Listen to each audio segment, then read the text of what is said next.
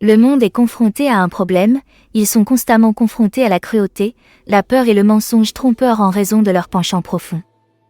Leur instinct est constamment perturbé par des doutes et d'incertitudes sur les choix et les décisions dans leurs réflexions.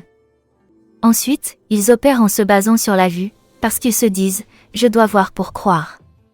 Ils rejettent la foi qui déplace les montagnes, c'est pourquoi ils renoncent aux forces invisibles. Dans l'évangile de Marie-Madeleine, on peut lire « c'est la raison pour laquelle vous êtes responsable de tant de maladies, de souffrances et de morts ».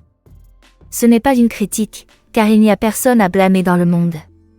Il est inutile de se plaindre et de débattre à propos de ce monde matériel. C'est la raison pour laquelle Jésus affirme dans Matthieu chapitre 6 versets 19 à 21. Ne cherchez pas à posséder beaucoup de richesses sur la terre. Là, les insectes et la rouille détruisent tout. Les voleurs entrent dans les maisons et y volent. Mais cherchez à posséder beaucoup de richesses auprès de Dieu. Là, les insectes et la rouille ne détruisent rien, les voleurs n'entrent pas et ils ne peuvent pas voler. Oui, là où tu mets tes richesses, c'est là aussi que tu mettras ton cœur. Ton cœur n'a pas sa place dans le matériel physique qui vous est endoctriné par la machine du système institutionnel. Il est important de noter que la place du profond de votre cœur se situe dans le lieu céleste, le royaume de l'âme lumière. Que cela soit accompli dans une conscience réveillée, élevée, éclairée pour être en élévation. Tout comme l'enfant d'autrefois, la personne que nous étions avant la Genèse chapitre 3 verset 7, il est dit dans l'évangile apocryphe de Marie-Madeleine qu'il n'y a pas de péché, que c'est vous humains qui faites exister le péché. Parce que vous agissez conformément aux habitudes de votre nature infidèle, mensongère et peureuse, là est le véritable péché. C'est la raison pour laquelle le grand frère bien-aimé Jésus est venu s'impliquer dans la vie de notre nature, dans le but de réunir tout à ses racines. La peur, le mensonge, c'est le péché qui émane de notre cœur, c'est l'accusateur qui se trouve en nous. Soyez conscients que vous êtes vous-même les accusateurs de la vie sur terre. L'accusateur, c'est le Satan, l'obstacle en hébreu, le diabolo, le diviseur en grec, il est mort l'obstacle, le diviseur, cet accusateur de nos frères. Donc, si sa présence est morte en nous, s'il n'y a plus de place pour lui, nous sommes libres, nous n'avons plus besoin d'être esclaves, nous n'avons plus besoin d'être des piles. Il est remarquable de constater que les pères du désert observeront après l'Apocalypse un signe de la libération de la résurrection. Le grand frère réapparaît comme étant celui qui incarne la vérité, la paix, la joie, le pardon, la sagesse, la compassion, la tolérance et la bienveillance. Il est temps d'être transformé dans les actions de cette façon de vivre dans la peur, une réforme intérieure visant à favoriser l'amélioration de la santé mentale. C'est pourquoi, dans 2 Pierre chapitre 3 verset 14, la parole de vérité appelle à faire attention.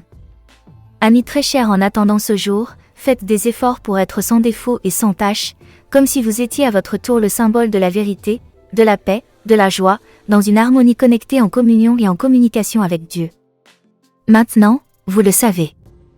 Personne ne peut vous instruire sur votre comportement en tant que Dieu. Personne d'autre ne sait ce qu'il convient de faire.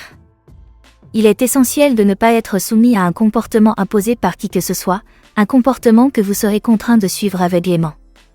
C'est la raison pour laquelle il est extrêmement crucial de se connecter à la parole de vérité, afin d'être libre, comme l'indique 2 Corinthiens chapitre 3 verset 17. Le Seigneur ici et maintenant, c'est l'Esprit Saint. Et quand l'Esprit du Seigneur est présent, la liberté est là. La liberté se trouve dans ton âme. Dans la parole de vérité Jean chapitre 8 verset 34, Jésus leur répondit. Oui, je vous le déclare, c'est la vérité, toute personne qui a seulement des paroles de péché est esclave du mot péché. Romains chapitre 6 verset 16. Vous le savez bien, si vous vous mettez au service de quelqu'un pour lui obéir, vous devenez les esclaves du maître auquel vous obéissez, il s'agit des paroles du péché, de la peur menant à la mort, ainsi que de l'amour envers Dieu qui mène à une vie en accord avec l'amour. Romains chapitre 6 verset 18. Vous avez déjà été délivrés des paroles de péché et vous êtes prêts à servir l'entité justice. Romains chapitre 6 verset 17. Mais remercions Dieu. Vous qui étiez auparavant esclaves des paroles du péché, vous êtes réveillés au sommet de la gloire suprême. Vous avez maintenant l'amour de tout votre cœur pour le modèle présenté par l'enseignement que vous avez reçu. Romains chapitre 6 verset 22. Ici et maintenant, vous avez été libérés des paroles du péché et vous êtes dans l'amour de Dieu, les fruits de l'esprit que vous récoltez est une vie pleinement libre dans la parole de vérité qui mène à la vie éternelle du soi. Jean chapitre 8 verset 36. Si donc le Fils grand frère bien-aimé, vous libère, vous êtes vraiment libre, il aime les yeux du cœur ouverts. Matthieu chapitre 13 verset 16. Mais vous, heureux êtes-vous, vos yeux du cœur voient et vos oreilles entendent la parole de vérité.